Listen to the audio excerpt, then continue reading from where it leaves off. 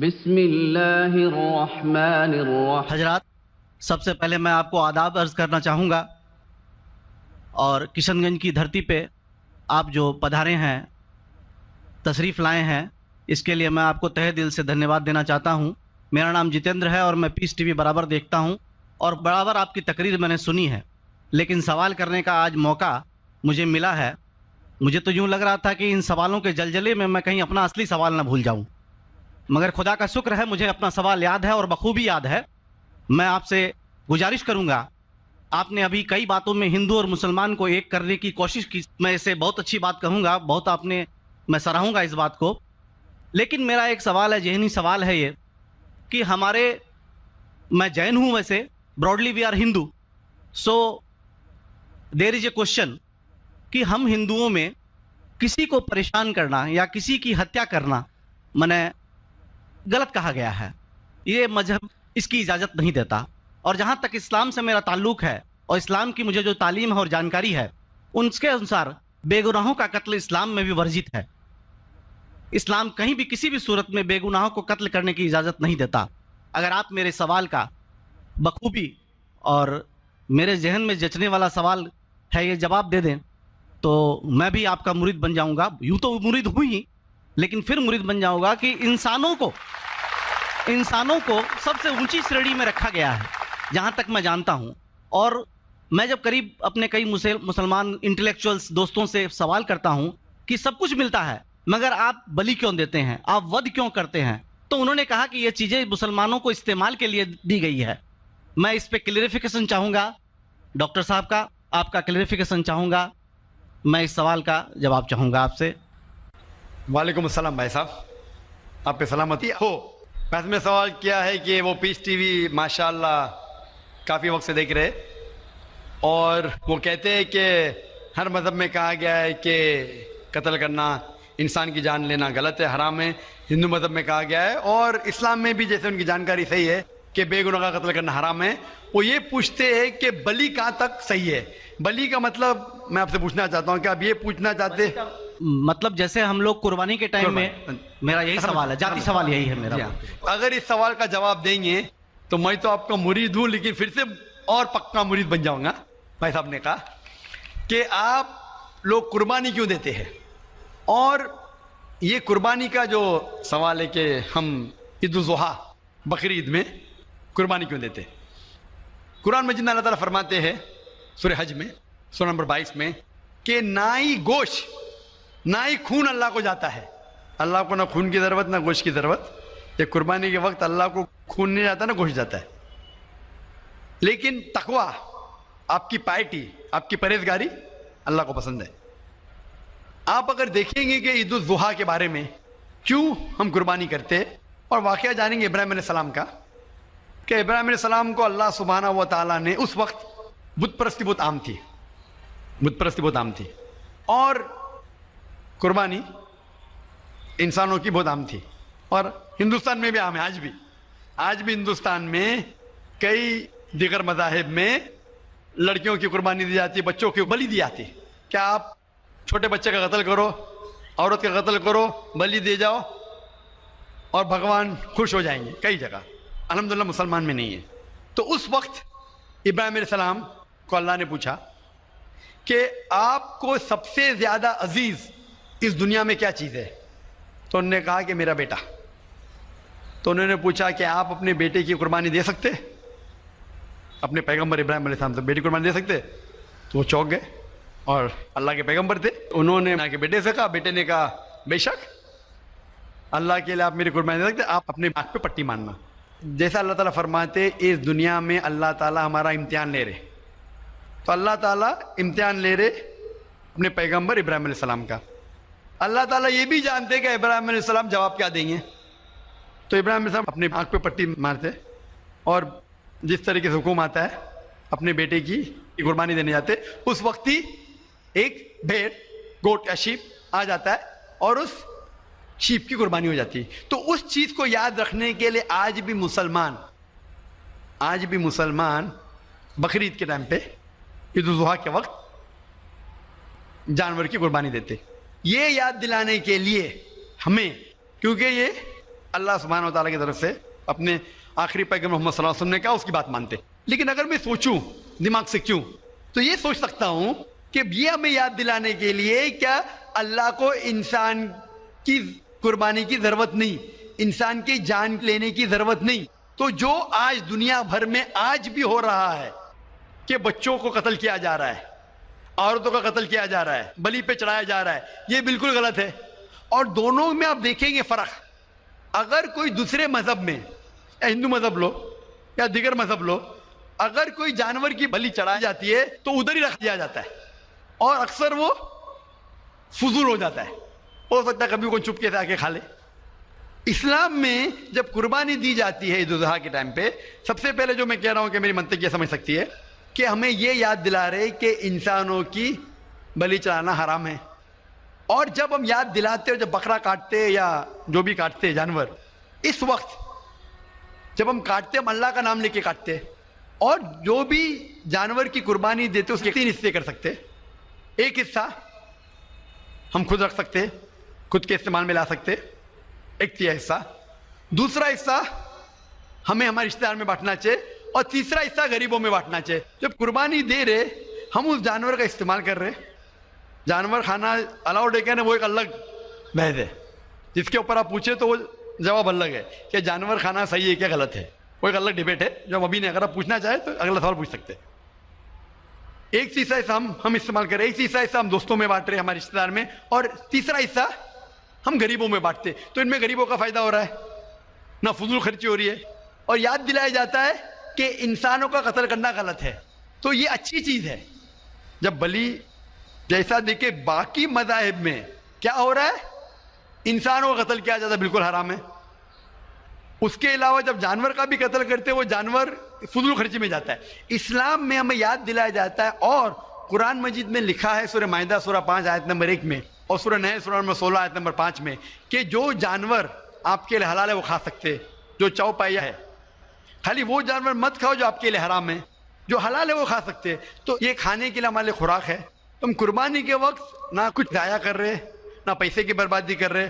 ہمیں یاد دلایا جاتا ہے کہ نہ خدا کو گوشت جاتا ہے, نہ خدا کو خون جاتا ہے, خدا کو تقویٰ جاتا ہے. ہمارا تقویٰ, ہم کتنے پرہیزگار ہیں. اور ساتھ ساتھ اس کا استعمال ہوتا ہے, 1/3 حصہ میں کھاتا ہوں, رشتہ داروں میں بانٹتا ہوں, اور آخری 1/3 حصہ میں بانٹتا ہوں غریبوں میں. تو اس سے فائدہ ہوتا ہے. تو اس میں کیا غلط ہے بنسبت دوسرے مذاہب میں؟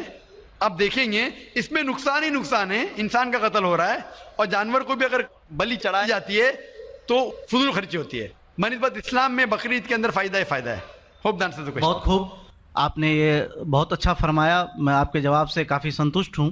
اور جاتے جاتے ایک آخری سوال کرنا چاہوں گا کہ اہنسا کو اسلام کس نظریے سے دیکھتا ہے؟ اہنسا کو اسلام کس نظریے سے دیکھتا ہے؟ میں صاحب کا آخری سوال ہے کہ اہمسا کو اسلام کس نظریے سے دیکھتا ہے؟ عام طور پہ ہمسا حرام ہے. اسلام آتا ہے لفظ سلام سے, اس کے معنی ہے سلامتی, امن, شانتی. اسلام کے معنی ہے کہ شانتی حاصل کرنا, اپنی خواہش, اللہ کا جو پیغام ہے اس کے مطابق اپنی زندگی بسر کرنا اور امن حاصل کرنا, اسے کہتے ہیں اسلام. ہمسا عام طور پہ حرام ہے. لیکن اگر مثال کے طور پہ ہم دیکھتے ہیں ہر دیش میں قانون ہے, قانون ہے کہ چوری مت کرو, کسی کا قتل مت کرو. لیکن قانون کے علاوہ پولیس بھی ہے کہ اگر کوئی قانون کو فالو نہیں کرتا ہے, کوئی چوری کرے گا تو پولیس اس وقت زبردستی کر سکتی ہے, پولیس فورس کا استعمال کر سکتی ہے, پولیس کبھی کبھی ہتھیار کا استعمال کرتی ہے امن اور شانتی برقرار رکھنے کے لیے دیش میں. اسی طریقے سے اسلام میں ہمسا عام طور پہ حرام ہے, لیکن ہر انسان شانتی نہیں چاہتا ہے. کچھ انسان جو اشانتی چاہتے ہیں اور جو اللہ کا فرمان پہ عمل نہیں کرتے اور شانتی کو بھش کرنا چاہتے, اس وقت اسلام اجازت دیتا ہے کہ آخری مرحلے پہ آپ ہمسا کا استعمال کر سکتے شانتی لانے کے لیے. ہمسا کا استعمال کر سکتے شانتی لانے کے لیے, خود کے فائدے کے لیے نہیں. اسی لیے عام طور پہ جتنے بھی آپ نے دیکھے ہوئے ہیں جو جنگ اللہ کے رسول لڑی, اکثر وہ تھا سیلف ڈیفنس میں. اگر کوئی چور میرے گھر میں گھستا ہے اور میری بیٹی سے بدتمیزی کرتا, میں کیا کہوں گا؟ میں ہمسا میں مانتا ہوں, میں ہاتھ نہیں لگاؤں گا. بھائی میری چوڑیاں نہیں پہنا ہوگی ہاتھ میں, मुसलमान हूं लेकिन चुड़ियाने हाथ में पहना हूं। आपके घर में कोई चोर घुसता है और आपकी बेटी से बदतमीजी करता है, आप क्या करेंगे? जी हाँ, मैं मुकाबला करूंगा। मुकाबला करेंगे, हाथ भी उठाएंगे ना। इस तरीके से हिंसा का इस्तेमाल आखिरी मरहले पे अगर दूसरा कोई चारा नहीं है तो इस्तेमाल किया जा सकता है हक के लिए, ना हक के लिए नहीं। दूसरे को तकलीफ पहुंचाने के लिए गलत है, दूसरे का माल हड़प करने के लिए हराम है, लेकिन खुद के बचाव के लिए या अमन हासिल करने के लिए हिंसा का इस्तेमाल किया जा सकता है। लेकिन असल में इस्लाम आता है लफ्ज सलाम से, जिसकी मानी है सलामती, अमन, ताकि दुनिया में सलामती पहुंचे। बहुत खूब, बहुत अच्छा लगा आपको सुन के। फिर एक बार मैं तहे दिल से आपका शुक्रिया अदा करना चाहूंगा। चाहता हूं कि आप खुदा हाफिज। एक खुदा में मानते? मैं एकदम एक खुदा को नहीं, मैं अपने अंदर में बैठे ब्रह्म को मानता हूं। मेरी अपनी अलग सोच है। मैं किसी मंदिर में नहीं जाता हूं, ये बात नहीं है, जाता हूं, लेकिन मेरी अपने अंदर की आवाज है कि इंसानों की खिदमत करो, इंसानों की इज्जत करो और भटके हुए को राह दिखाओ। मेरा भी यही है। और मैं किसी इंसान में, हिंदू हो चाहे मुसलमान, मैं इस खुले मन से आगाज करता हूं। मैं किसी से भी भेदभाव ना आज तक किया है, न कभी जिंदगी में करूंगा। मेरे लिए इंसान जो पैदा किया है वो ऊपर वाले ने, वो सभी एक है और एक रहेंगे। आपने फरमाया कि इंसान की खिदमत करना चाहिए, इंसान की मदद करना चाहिए, लेकिन मैं ये पूछना चाहता हूं कि आप एक खुदा में मानते हैं? आपने कहा, मैं ये पूछना चाहता हूं, आपने तकरीर सुनी मेरी पीस टीवी पे, आप मानते हैं कि मोहम्मद सल्लल्लाहु अलैहि वसल्लम आखिरी पैगंबर है? नहीं, मैं इस बहस में नहीं पढ़ना चाहता, मैं इस बहस में नहीं पढ़ना चाहता, लेकिन मैं इतना जानता हूं कि हमारा खुदा एक है और एक ही ताकत है जो पूरे सभी संसार को, पूरे यूनिवर्स को, पूरी बात तो बहुत कहने की है, लेकिन ये समय और वक्त का तकाजा है। बिल्कुल, समय का तकाजा होने की वजह से मैं आखिरी चीज कहूंगा आपसे भाई साहब कि आपने पीस टीवी पे इतने तकरीर सुने, आप कहते हैं कि भगवान है कि मैं उसमें मानता हूं, लेकिन यही भगवान ने, चाहे बाइबल में हो, चाहे वेद में हो, चाहे कुरान में हो, सारी धार्मिक किताबों में कहा गया है कि आखिरी आने वाले पैगंबर मोहम्मद सल्लल्लाहु अलैहि वसल्लम में, और उसमें मानना चाहिए। तो मेरी आपसे ये दरखास्त है कि आप इतने अच्छे इंसान हैं माशाअल्लाह, एक आखिरी मेरी ख्वाहिश है कि आप इंशाअल्लाह इस पर तहकीक करो, और ये जब आप एक भगवान में मानते हैं, दूसरे इंसानों को तकलीफ नहीं देना चाहते, तो भगवान ये भी कहते हैं कि आखिरी पैगंबर कौन है, उस पर तहकीक करो, इंशाअल्लाह आप मुकम्मल अच्छे इंसान बनेंगे। माइक नंबर 2 की तरफ, वहां पर अगर कोई गैर मुस्लिम भाई मौजूद हैं तो सवाल कर सकते हैं। हाँ, मैं राजेश कुद्दर बोल रहा हूँ, मैं इंजीनियरिंग स्टूडेंट हूँ। मैं आज अपने आप को बहुत प्राउड फील कर रहा हूँ क्योंकि मैं आज डॉक्टर जाकिर साहब के सामने खड़ा हूँ। सर, मेरा सवाल ये है कि आपके वैल्यूएबल स्पीच के शुरू में आपने कहा था कि कुरान ही एकमात्र ऐसा किताब है जो हर जाति, हर धर्म के लिए एक इंस्ट्रक्शनल मैनुअल है, लेकिन मेरा मानना ये है कि हर जाति, हर धर्म के लिए, जैसे हिंदू के लिए गीता और क्रिश्चियन के लिए बाइबल, ये अपना अपना इंस्ट्रक्शनल मैनुअल है। सर, तो मेरा सवाल ये है कि क्या कुरान ही ऐसा किताब है, कोई दूसरा किताब नहीं है जो दूसरे जाति, दूसरे धर्म के लिए उसका इंस्ट्रक्शनल मैनुअल होगा? भाई साहब ने बहुत अच्छा सवाल पूछा है। उन्होंने कहा है कि मैंने मेरे तकरीर में कहा कि कुरान सारी जाति के लिए इंस्ट्रक्शन मैनुअल है। मैंने मेरे तकरीर में कहा कि कुरान सारे इंसानों के लिए इंस्ट्रक्शन मैनुअल है। और आपका ये सवाल है कि आपके हिसाब से वेद और भगवत गीता हिंदुओं के इंस्ट्रक्शन मैनुअल किताब है, कुरान मुसलमान की किताब है, इंस्ट्रक्शन मैनुअल है, तो क्या सिर्फ कुरान ही सारे इंसानों के लिए इंस्ट्रक्शन मैनुअल है, ऐसी कोई और किताब है क्या नहीं? ये सवाल बहुत अच्छा है। इसका जवाब कुरान मजीद में अल्लाह ताला फरमाते, सूरह राद में सूरह नंबर 13 आयत नंबर 38 में अल्लाह ताला फरमाते, लिकुल्ली अजलिन किताब, कि हर दौर में अल्लाह ने एक किताब नाजिल की, हर दौर में अल्लाह ने किताब नाजिल की। नाम से कुरान मजीद में 4 किताबों का जिक्र है जो अल्लाह ताला ने नाजिल की, तोरा, जबूर, इंजील और कुरान। तोरा नाजिल की गई थी मूसा अलैहिस्सलाम पर, जबूर नाजिल की गई थी दाऊद अलैहिस्सलाम पे, इंजील नाजिल की गई थी ईसा अलैहिस्सलाम पे, और कुरान जो आखिरी किताब है नाजिल की गई थी आखिरी पैगंबर मोहम्मद सल्लल्लाहु अलैहि वसल्लम पे। आपका सवाल है कि सिर्फ कुरान सारे इंसानों के लिए, बाकी किताब नहीं है? अभी ये 4 किताबों का कुरान मजीद में जिक्र है, लेकिन कुरान मजीद में ये भी कहा गया है कि हर दौर में एक किताब है। मिसाल के तौर पे सूफ इब्राहिम, वो भी किताब है। तो अल्लाह ताला ने कई किताबें नाजिल की है, सिर्फ नाम से 4 का जिक्र है, इसके अलावा और किताबें हैं। कोई मुझे हिंदू पूछता है क्या आप कह सकते हैं क्या वेद अल्लाह की किताब है?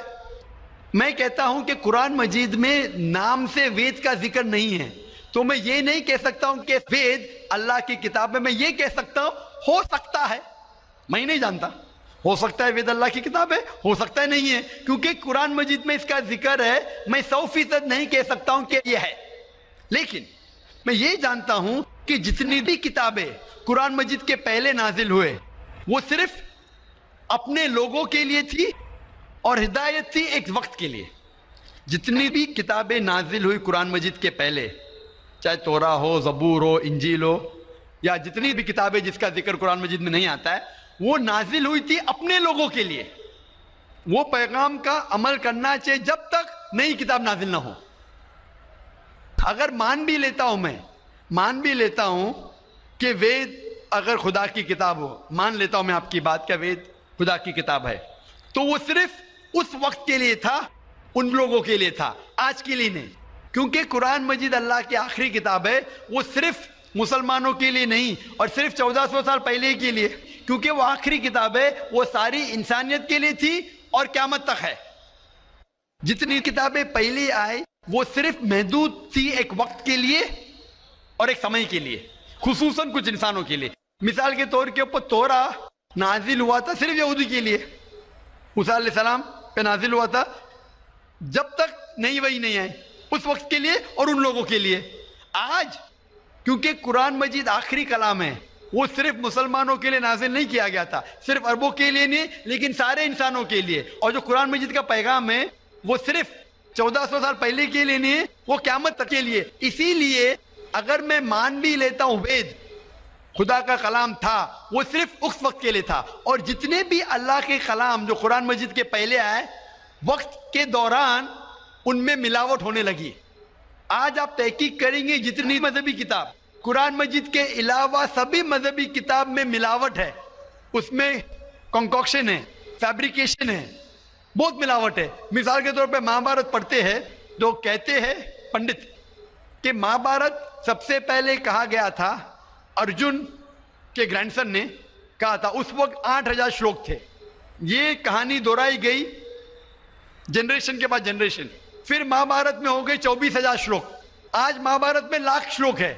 تو اس میں ملاوٹ ہونے لگی. آج آپ دیکھیں گے مہابھارت ٹیلی ویژن پر, اس کے اندر بیک گراؤنڈ میں ماروتی کار بھی جا رہی ہے, یہ اور ایک ملاوٹ ہے, ماروتی کار مہابھارت میں.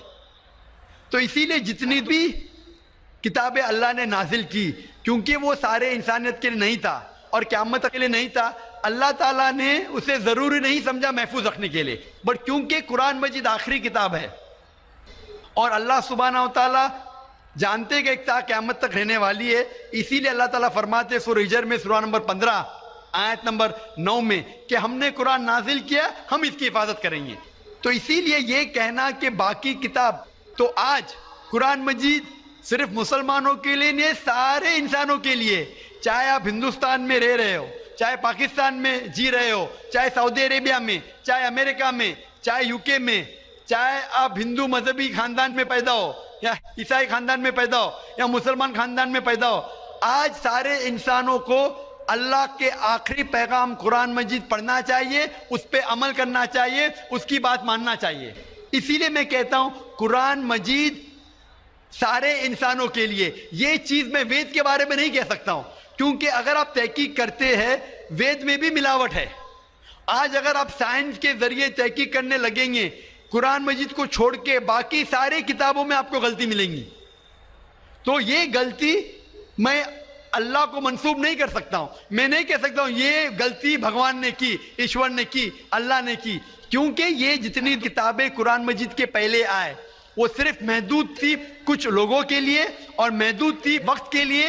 اللہ نے, بھگوان نے, ایشور نے اسے محفوظ رکھنے کی ضرورت نہیں سمجھی. آج کیونکہ قرآن مجید آخری پیغام ہے اللہ کا, اللہ تعالیٰ خود کہتے ہیں کہ وہ محفوظ رکھیں گے. اسی لیے میں کہتا ہوں قرآن مجید ایک واحد کتاب ہے ساری دنیا میں جو سارے انسانوں کے انسٹرکشن مینیول ہے, میری بھی اور آپ کی بھی. Hope the answer the question Brother. Thank you sir.